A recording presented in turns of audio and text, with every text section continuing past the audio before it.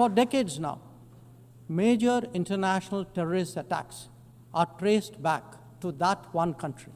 India calls for an end to hostilities and will support any initiative that will help restore peace. When terrorists are publicly glorified, then such actions must be unequivocally condemned. Madam President, Excellencies, while asserting our rights, we must also firmly face up to threats. Countering terrorism is a particular priority because it synthesizes bigotry, violence, intolerance, and fear.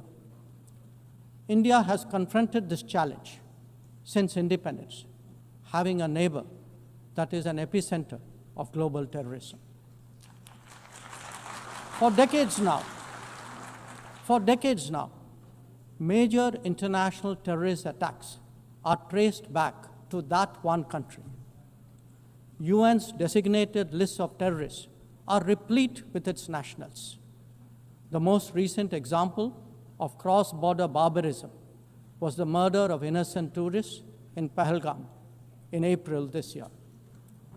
India exercised its right to defend its people against terrorism and brought its organizers and perpetrators to justice.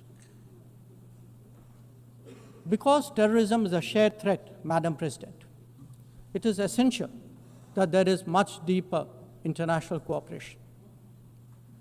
When nations openly declare terrorism a state policy, when terror hubs operate on an industrial scale, when terrorists are publicly glorified, then such actions must be unequivocally condemned. The financing of terrorism must be choked, even as prominent terrorists are sanctioned. Relentless pressure must be applied on the entire terrorism ecosystem. Those who condone nations that sponsor terror will find that it comes back to bite them.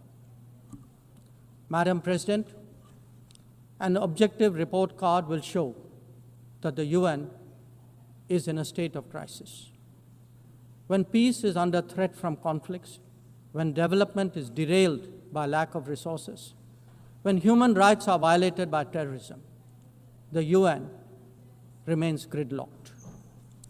As its ability to forge common ground diminishes, belief in multilateralism also recedes. Central to the erosion of the UN's credibility has been resistance to reform. Most members strongly desire change, but the process is being made an obstacle to the outcome. It is imperative that we see through this cynicism and purposefully address the reform agenda. The historical injustice done to Africa should be redressed. Both permanent and non-permanent membership of the Council must be expanded. A reformed Council must be truly representative, and India stands ready to assume greater responsibilities. Madam President, today, the predicament of the Global South is especially acute. Bharat, under the leadership of Prime Minister Narendra Modi, believes that it has both a duty to contribute and an obligation to motivate. That is why we have undertaken more than 600 major development projects in 78 countries, as well as innumerable community-based initiatives. They range from large infrastructure to small livelihoods, from capacity building to people's welfare, from concrete assets to education and training. Turbulent times require that we step forward during moments of crisis. India has been forthcoming in that regard, especially in its immediate vicinity. Whether it is finance, food, fertilizer, or fuel, we have responded to the urgent requirements of our neighbors. Madam President, climate events and conflicts have created a demand for HADR assistance. Reflecting our growing capabilities, Bharat has endeavored to be a first responder.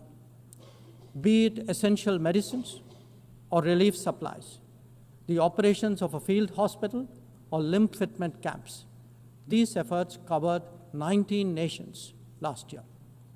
The people of Afghanistan and those of Myanmar saw India extend its hand during recent earthquakes.